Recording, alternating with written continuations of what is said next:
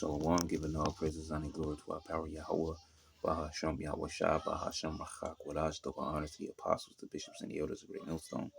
Peace and blessings to the hopeful elect of the tabernacles of David scattered throughout the four corners of the earth, and wherever you may be, to I say Shalom, Yahshua, Shalom. All right, so I was looking at this, just looking at some random news here and there. So I went over to Dabu. I think it's just like 2 days old. I believe I saw this, not him, this particular clip, but like something about people moving to military bases. But I didn't really take much thought into it, didn't really look into it. But I doubled back after watching this video, which I'll play this for you. Most of us probably already seen it, and if not, then I'll play it.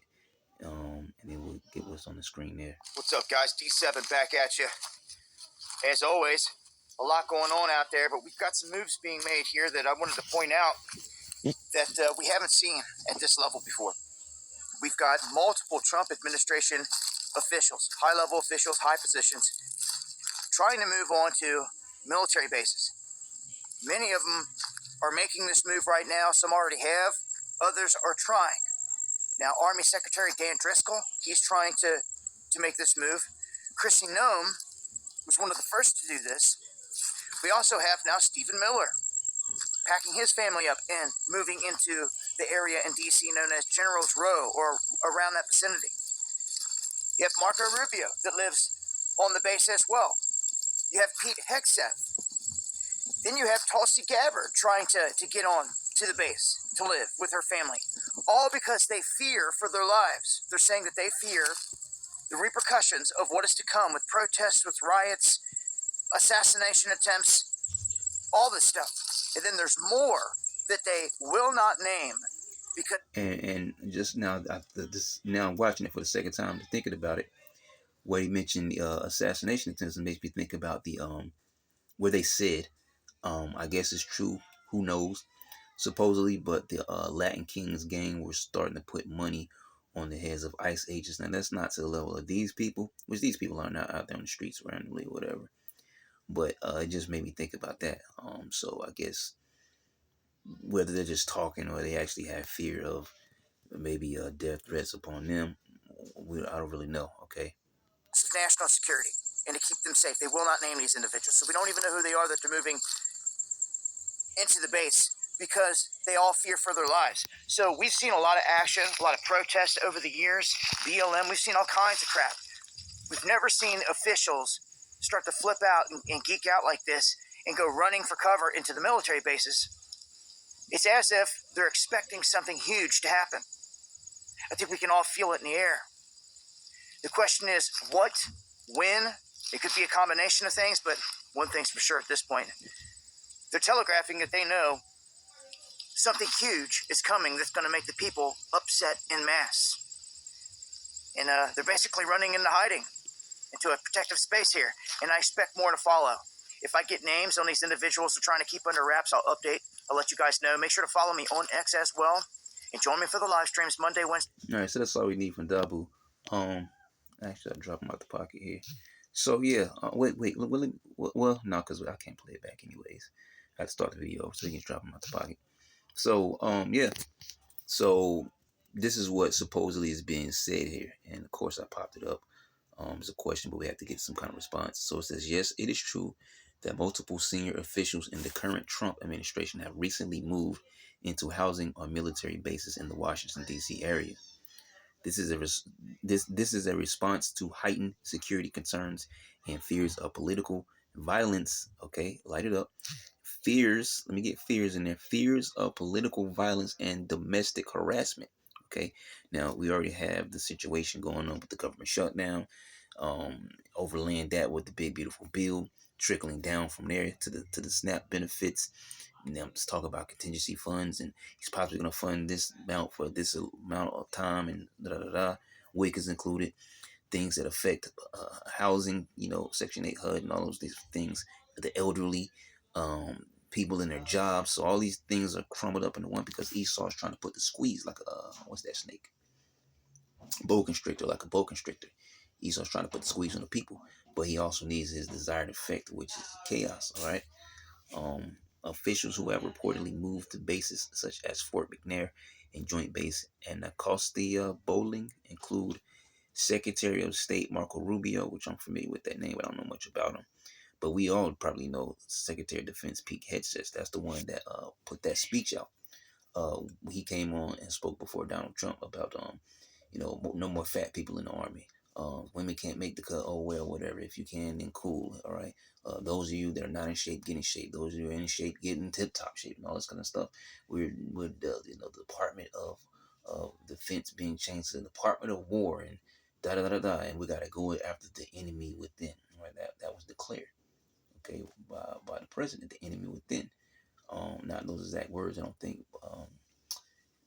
I think he did use those exact words, enemy within. Okay, basically saying you so-called Negroes, Latinos, and Native Americans are the enemy within our borders, and we can't identify you because you don't walk around with uniforms. All right, so yeah, so I mean, and this all spiraled out from years ago. Okay, putting these things into that desired effect.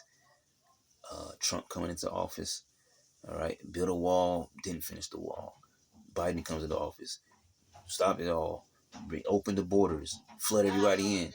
Now Trump back, okay, uh, uh, um, finishing basically what he said out. They set him up to do, his first term. All right, so all that was planned. Okay, two as the brothers always say, two wings of the same bird. When you got the right wing, you got the left wing. But what they do is they flap both the wings together, and then it does a beating motion. So both of the wings are beating against one another. But people are so blinded by the beating against one another is that they forget it's from the same bird. No one ever looks at the bird. No one thinks about the bird. See, the bird is where the bankers rest. All right. But yeah, Pete Hegseth. So definitely familiar with that name. Secretary of Homeland Security, Kristi Noem. She's the one that pretty much I don't know if she's the head. I won't say the head, but she got some higher up stuff going on with ICE. Right, she's the one overseeing some things in ICE. Right, Homeland Security Advisors Stephen Miller, whatever. Not too familiar with him. I'm familiar with Marco Rubio's name, but not too familiar with what about him. Stephen Miller, I don't know. Army Secretary Dan Drysall, I've never heard of him. So it says, while there is some precedent for national security officials to reside on military bases for security on convenience, the current scale of such move is it actually makes me think about a video I saw earlier, one of the elders put up about the woman talking crap about the food stamps and stuff, and you know, um, pretty much she was talking about Jake. All right, now she did mention, oh, I got neighbors, but she didn't mention whether her neighbor was Jake or not. Probably, all right, probably it was you know, Edomites. We're not sure, but anyway, she was talking crap, and she spoke about the military bases. Right, if these officials, or you say that the military bases are fit for you, then you too. She's just saying some random stuff. But anyways,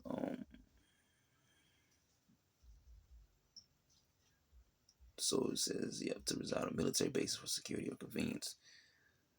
The current scale of such moves is described as unprecedented. The influx of civilian officials have reportedly strained the availability of housing, typically reserved for top uniformed officers and their families.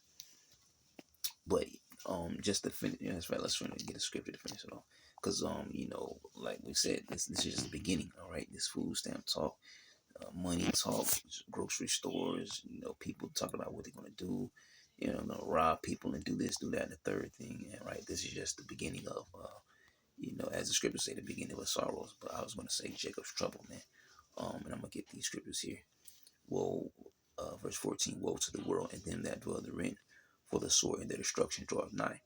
And one people shall stand up and fight against another, and swords in their hands. For there shall be sedition among men, and invading one another. They shall not regard their kings nor princes, in the course of their actions shall stand in their power. And so they're saying they're moving here because fear of some kind of uprising protest. But this is what they've been hoping for, right? That they can get the desired effect of people just straight wilding out, all right, and tweaking out here, so they can say that this is insurrection, invoke the Insurrection Act, move around the laws that are set in place, which is basically the Posse Comitatus Act, move around that, then freely are able to use the troops, okay, how they want. And then on the side, you also got them creating this quick response force group, okay, where you're going to have a certain amount of troops. I think it's 500 for each. I think for each state for a quick response, just for situations like that, riots, all right, and things of that nature. And so they're going to try to deem this as insurrection at some point. They're working up to it, but they need the desired effect. They need that moment of chaos, all right. Like I mentioned the other day, the Joker, all right, chaos. I'm an agent of chaos, and it was all about the city wilding out. He was, doing all kinds of craziness, all right, trying to make people, you know, rise up, all right. And that's exactly what they did. Well, actually, that was the third movie, the Bane movie, but still same difference, all right.